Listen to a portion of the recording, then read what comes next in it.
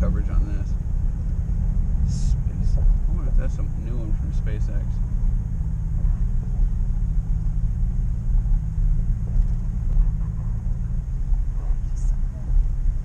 It is. Yeah. That's the new booster from SpaceX. Now that's just sweet. Alright. This is really cool.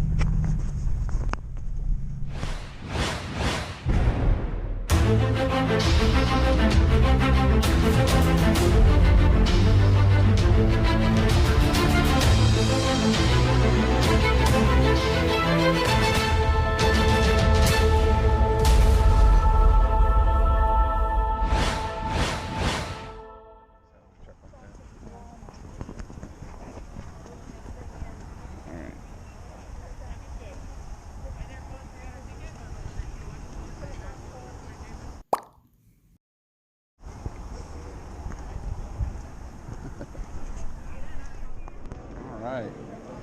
I gotta get your ticket. You have to scan at any of these Middleton cells. Okay. Right, on. Let's do that. How does it know?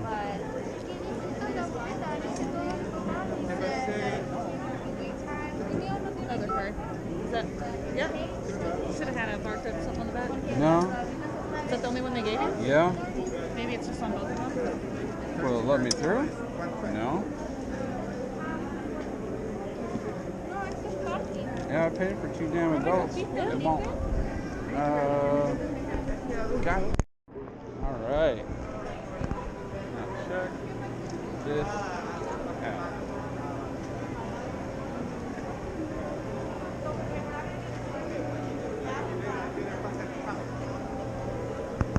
Alright, you ready? Sure am. What are we going to look at first? I don't know. Start off this way? Let's just start on this and we'll work our way over. Okay.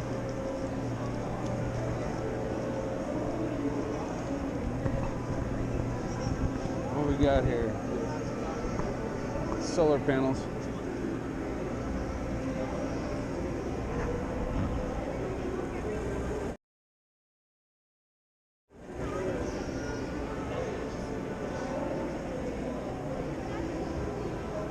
These are the solar panels that they use. It looks like they all unfold.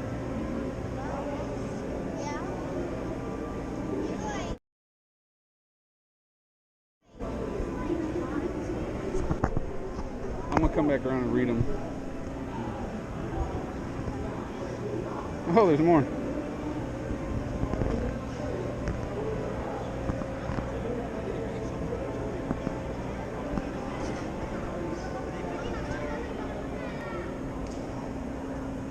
With the power of the camera, I can freeze frame.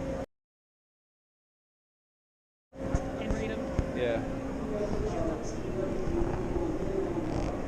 That is just really cool. Let's see if I can zoom in on it. Yeah, I need some of these at home. That's cool. If we were back on Earth, I would use these out of water, increasing the water plugging into the straw and following the ground, right? Yeah, we follow the straw. No problems open. I think you put your guys in water in space. Let's find out. You still hungry?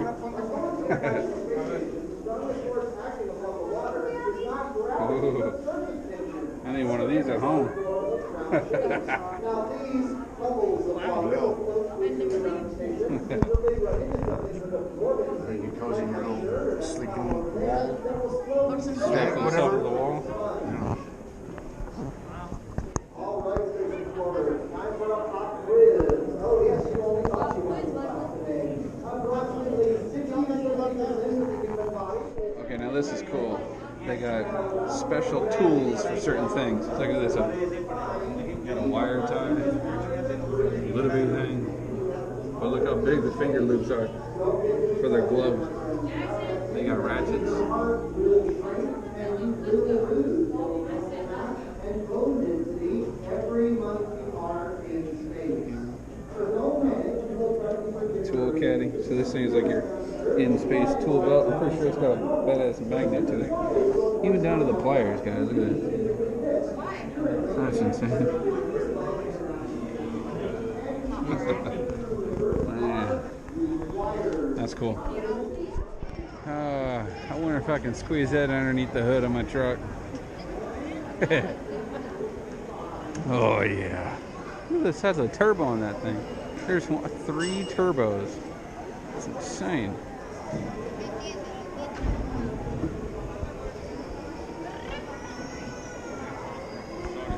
This is just incredible, people.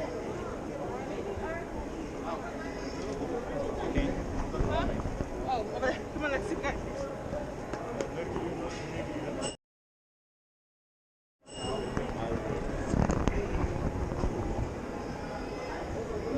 Woo!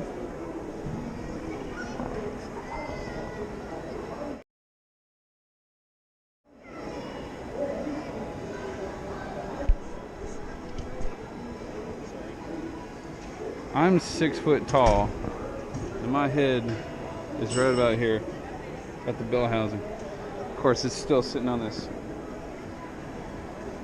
This thing has got to be at least 15 to 20 feet tall. That is just crazy. And one of these goes on the bottom of that. Watching that sucker in the air, that's cool. This dude off to the left thinks that this thing's real, so he had to knock on it just to prove to himself that it's not. What an idiot. Alright. For size reference of how big this thing is. That's what she said. Okay. This engine right here goes on this rocket. And for size reference, that is your average worker. He's ballpark about 6 foot tall, maybe a little bit shorter, who knows. But one of those engines, that would be me, right there. 4 more of these, plus you have your solid boosters, times all of that. Science. Alright, so 25 psi builds.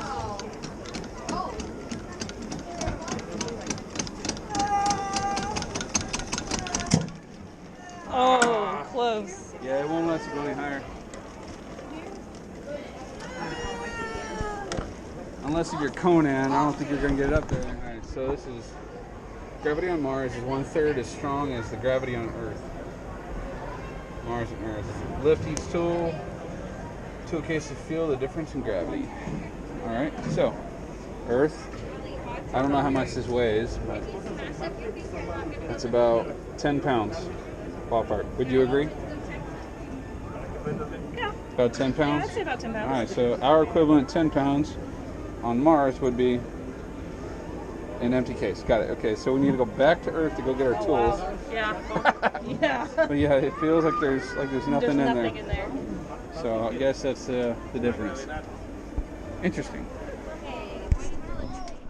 Alright. Are you ready to touch some Mars? I'm ready to touch Mars. Let's touch Mars. Ooh. Oh, it's a little rough. Sounds cool, huh? Yeah. Alright. I'm gonna touch Mars, people. Oh no! Access denied! I'm kidding. I'm kidding. I know better.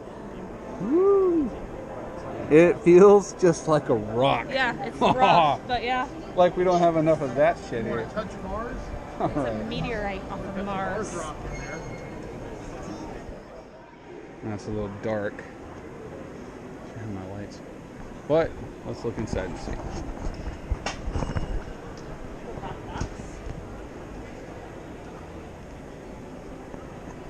The rock box.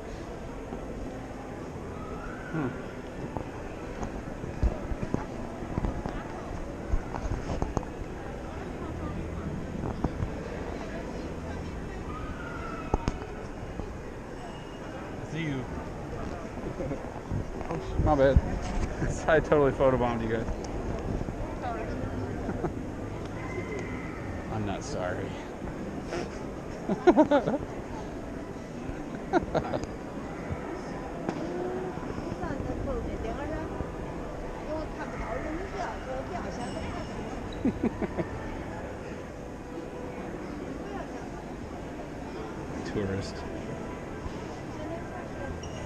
Now that is pretty cool.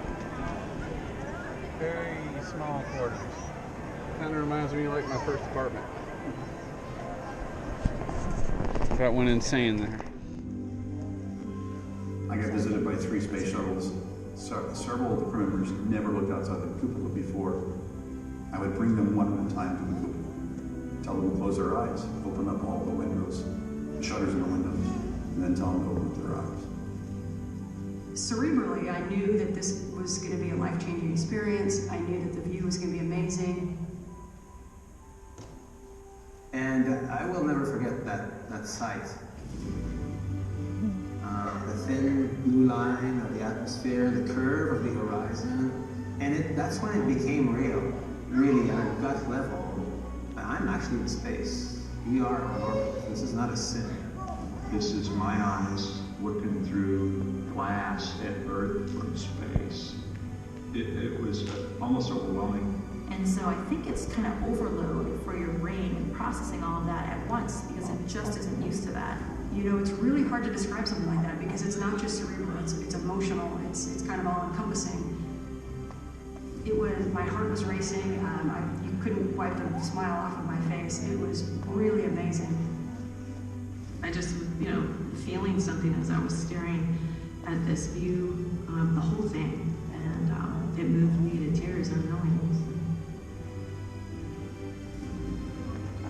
In that instant, when you're overwhelmed with that vista, when your eyes see nothing but the beauty of the Earth, every single crew member I brought in there for that exposure cried. It is heart-stopping.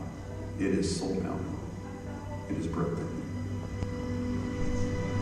I mean, it was ridiculous. I never imagined in my entire life getting to see something that beautiful. It was so foreign for the human mind to look at that, to see the Earth highlighted that way.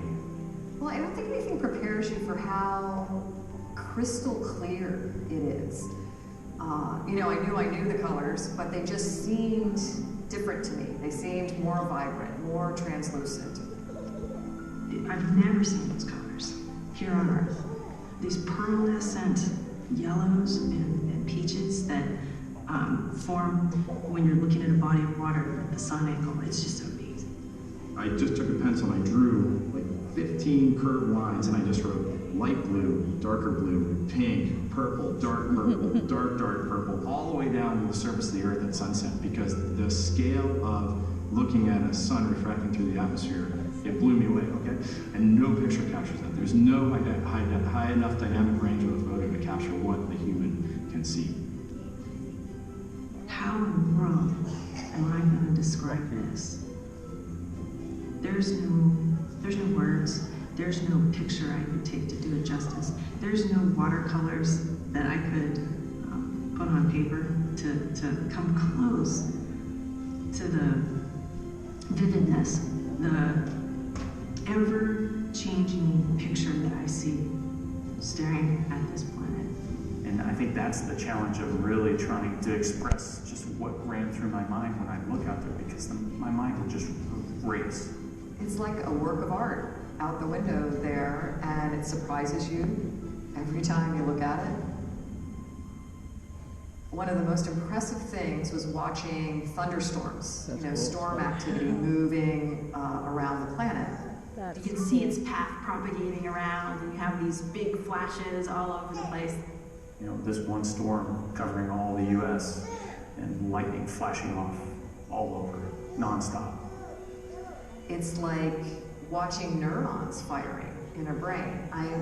These tentacles of light that are just connecting and traveling. Yeah, it might be starting over Florida, but it's like moving across the ocean to Africa as far as you can see. And that was, I remember floating there just thinking about, oh my gosh, everything is connected.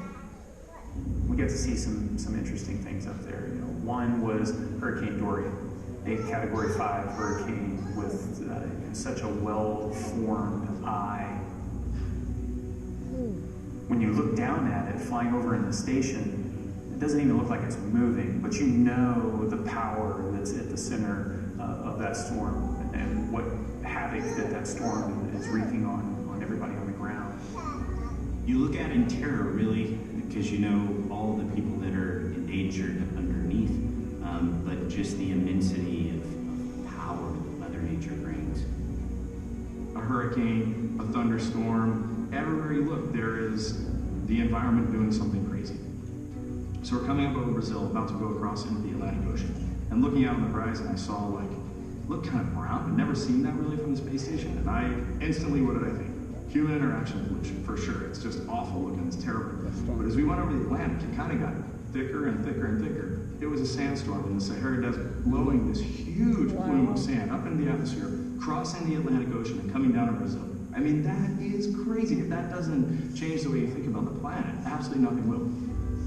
What struck me was when we looked at natural disasters, you see a flood, and you really can't pick out where they are on Earth, but when you see it from space, you realize that the effects of these natural disasters really hit everybody equally, and it really gives you this perspective that, you know, first of all, we're all in this together, and that the world is very small. What has always struck me every time I went there is how beautiful the Earth is, how fragile it looks, how alive it obviously is. With the clouds, the water, it's like it's breathing. When you first look at Earth, you may say, wow, that's a continent. And then you look at it again the next day and you say, wow, there are mountain ranges. And then you look at it again the next day and it's like, oh, I can see synclines and anticlines in the geologic structure. You could see the Nile River and the Nile Delta, so clearly the Red Sea.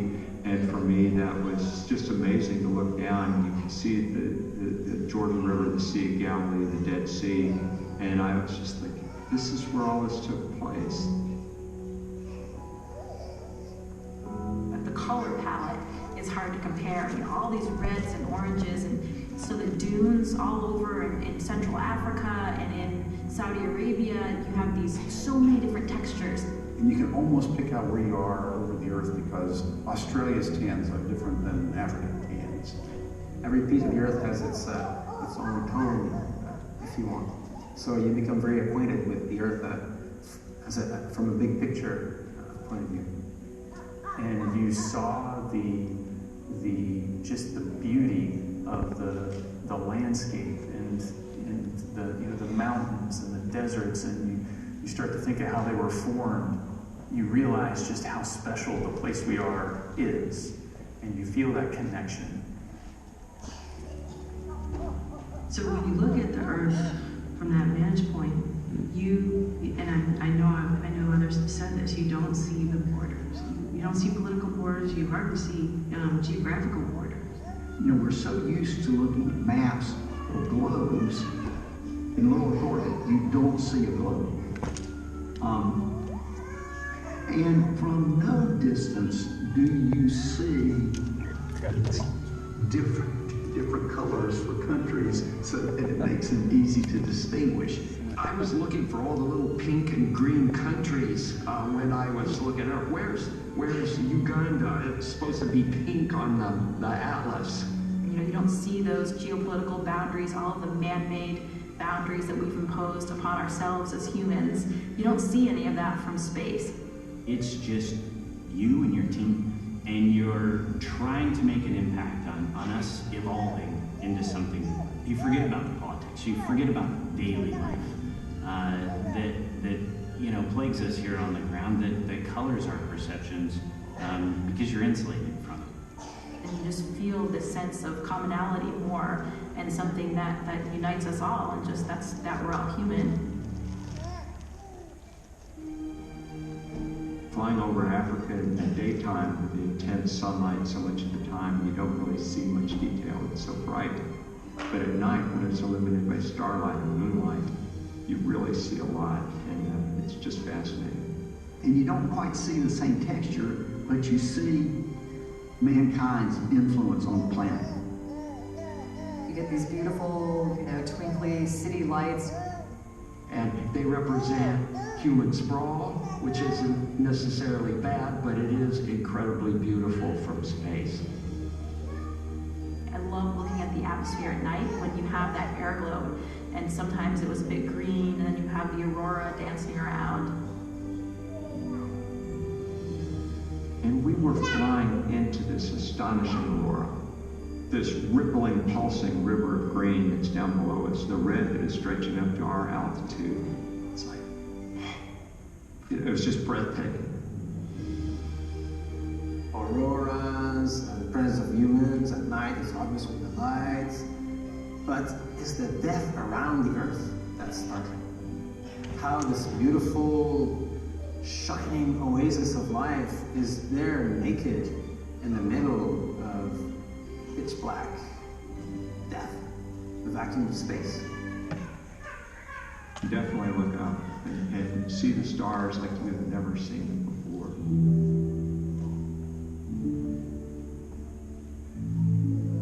I mean, the Milky Way is just stunning. There's many things in the cosmos to gaze at. And for example, the Magellanic Clouds, those show up really bright and vivid because you don't have atmospheric scattering. You can see Andromeda, the spiral galaxy of Andromeda.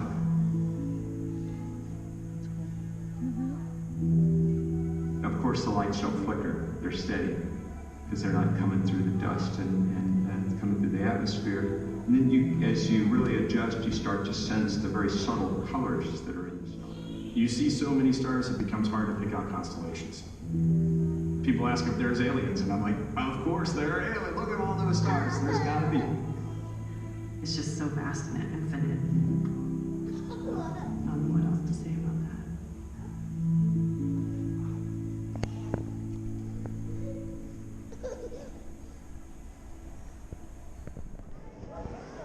How's that? That's just massive. Okay.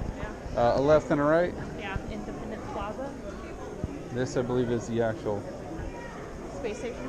No, it's an actual rocket on the Oh. inside. Independence Plaza, this way. Yeah. Sucker's huge. Alright, Independence Plaza.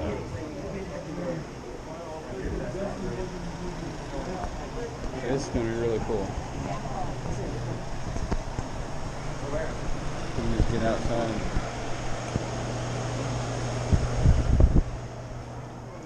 Oh yeah. That's the stuff.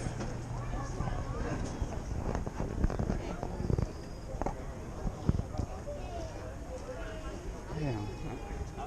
And you have to wear your mask out here. That sucks.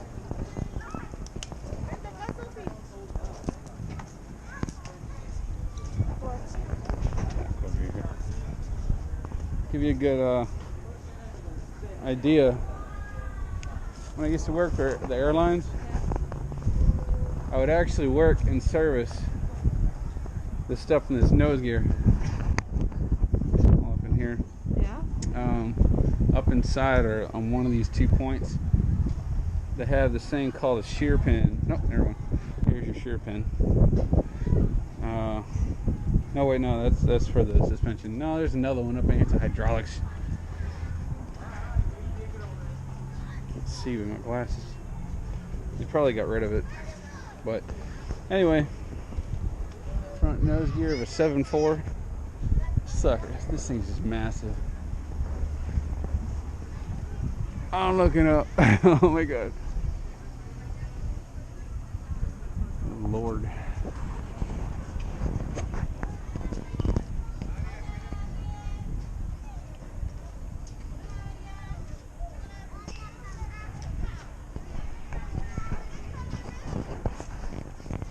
What's up, guys? Welcome to Space Center Houston. I'm here with Ashlee. Get over here. Get over here. We're supposed to wear masks, but we're breaking the law. See? Breaking the rules. Breaking the law. Breaking the law. But we're here, Space Center Houston. We're outside to go check out the 7.4 carrier, and then we're also, well, you can't see it, but on the side There's a shuttle, so let's go check it out. It's the Independence. They have release valves on both sides. Belly of the circle.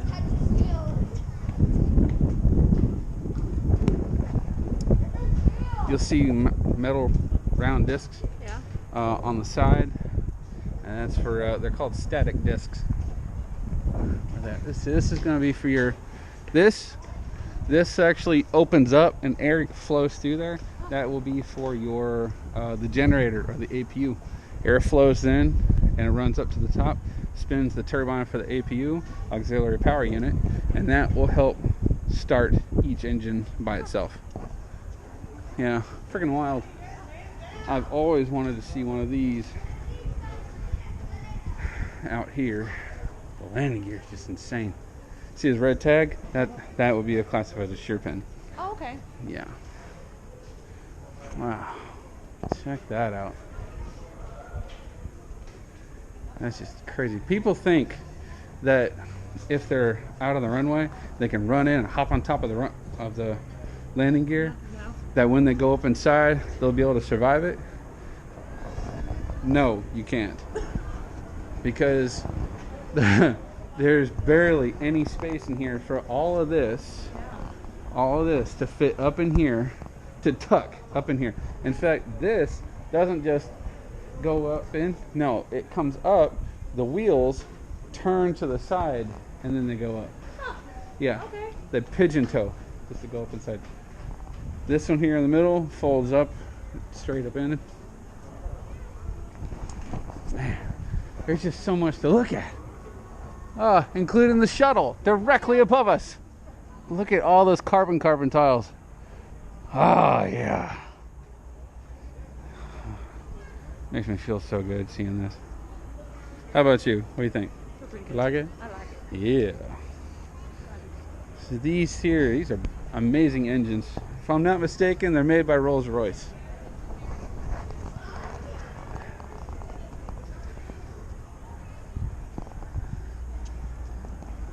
Oh yeah. Getting up close and personal with these turbines. Damn, I missed this. You see that climb or sit. Yep. I used to do exactly the same. Well, I used to do exactly that. So I used to climb up here and sit and just wait for the flight to finish. But yeah, there's no markings on it. Let's see if it tells you. I think there.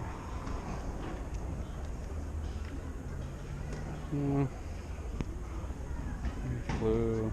Look at the size or what kind of engines they are. Guess not. Oh well, too bad. But yeah, if I'm not mistaken, I think the Rolls-Royce. It's about 22,000 pounds of thrust per engine, so that's quite a bit. Oh my God! You see the metal disc on the side with the red circle? Yeah. That's your static disc. Okay. Static point. That is what channels electric charge from storms. Basically, it grounds the aircraft in the air. There's one here. They're all over the damn thing. Wow. So cool. They have a place here for pneumatic air, electronic air equipment. You pop this down, they have places where you can hook up air. It's either here or way down up underneath. But aviation, I'm all about it. Alright, that's enough of down here. Let's go check out what's going on upstairs. Alright, let's check out this bird. Yeah, buddy. Yeah, where are all the couches and everything? Alright. Got you, bud.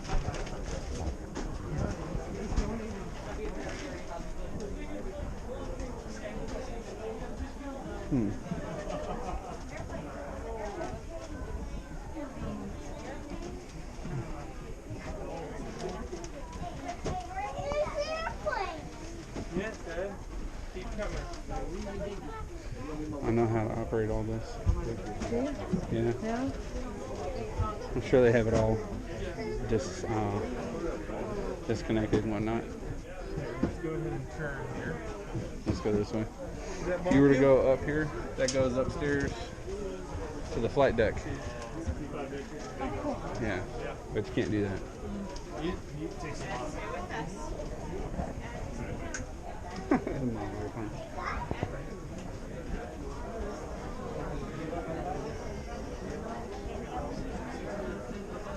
Now that's amazing.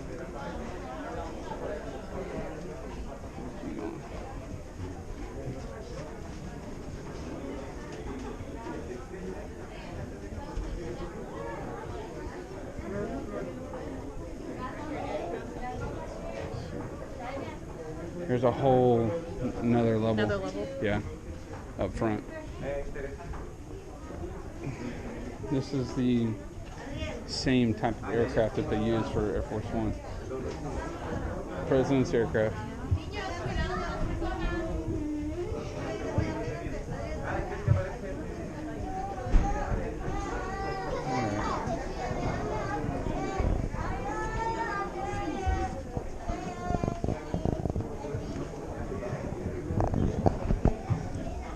Like Ponlo abajo del otro avión, abajo del otro avión. Así es como se engancha. Okay. Ahora, tenemos que trabajar junto con el otro niño. A ver. Damián, ayúdame. Bájalo para abajo, Damián, bájalo, bájalo. Dale, dale, dale. Bájalo para abajo. No, para el otro lado. ¿Para el otro lado? Is it that one over here? I think it's limited. Yeah, it is. Well, that's no fun. That's it? That's all I got? Sudden loss of interest. Okay. I've watched those come in at night too. It's pretty sweet. And seeing this, there's not much left to see here. I'm gonna shut this off and then we'll head up to the shuttle. Alright.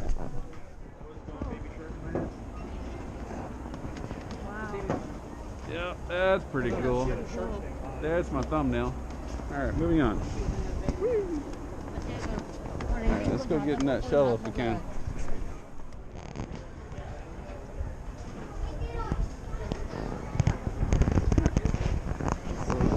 Hi, camera.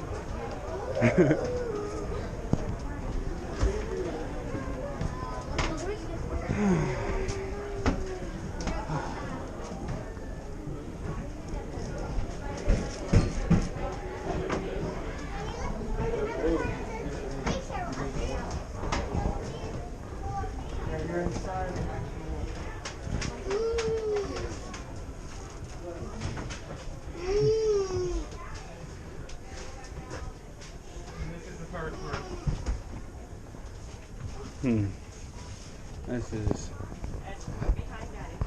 very neat. And it looks like you're able to go up. Come back here. Yeah, you would be able to. Flat deck. And that's blocked off. So we're out of here. Okay, a little claustrophobic in here.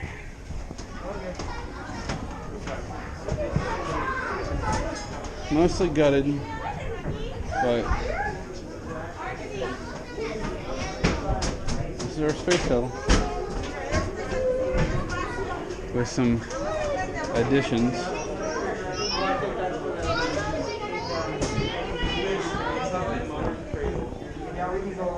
It's crazy that something like this can fly at 30 times the speed of sound. I don't know what that is.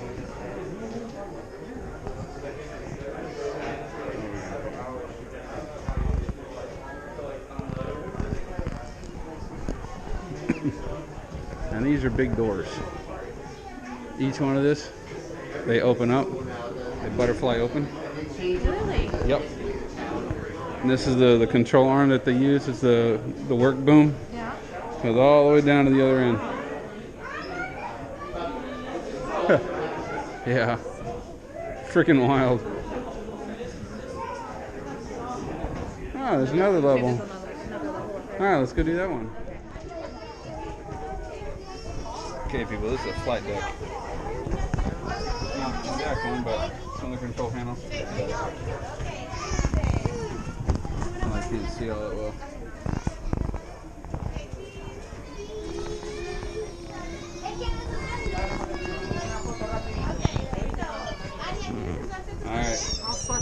let's roll. We got a rocket to go see. Oh, this is a view from above.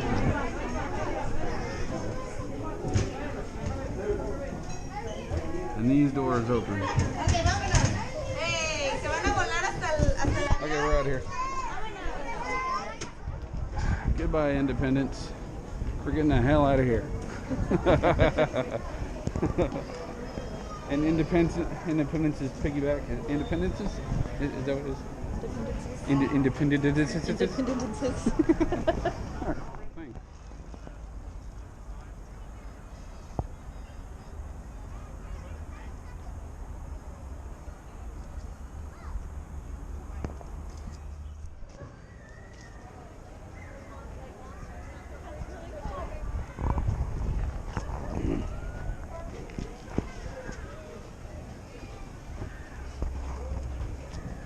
One step for man, one tumble for Ashlee Kind.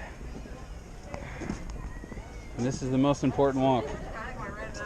I looked at it and I was like, what is that? Oh, a tight squeeze. It's more one way. Oh, cool.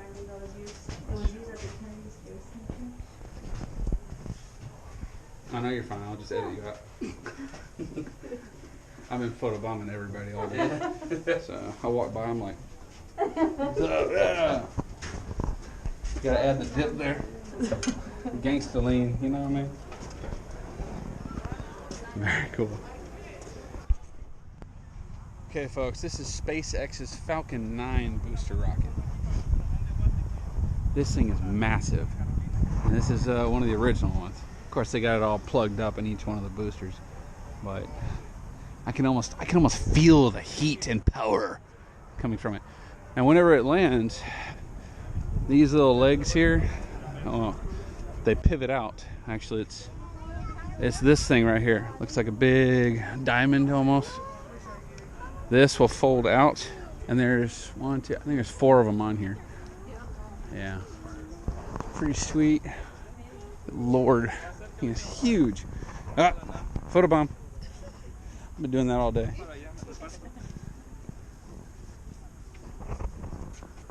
that out. Look at the size of this thing. Look at SpaceX. So yeah, it's 2 feet on this side, and there was 2 feet on the other. You can see where it actually touches the ground. See this part right here, where it's all scuffed up and scrubbed. Yeah, that's the pad. Yeah, this just encases it to reduce drag. Okay. On lift or takeoff. Oh no, you're fine. I'm gonna screenshot this later. And we're good. Battery's dying. I have to see this up here before the battery dies. Hang in there, battery. Oh my god. Oh my god. I gotta run. Okay, hold on. Good screenshot. Okay, good. Alright, these are cool. I wanted to get these. The fins. This technology will change human history right here. Absolutely amazing. Just solid. Loving it. I just want to jump inside and ride. Feel the skin off my skull. And then they got this back here. This is where it hooks up to the module and detaches. So, alright, well that is going to be it. Alright guys, well that's going to be all for this segment of the video. I will pick up when we get to Galveston. We're going to go down there for Mardi Gras. Cool, you excited? Fun. I'm very excited. I'm excited too. Let's go.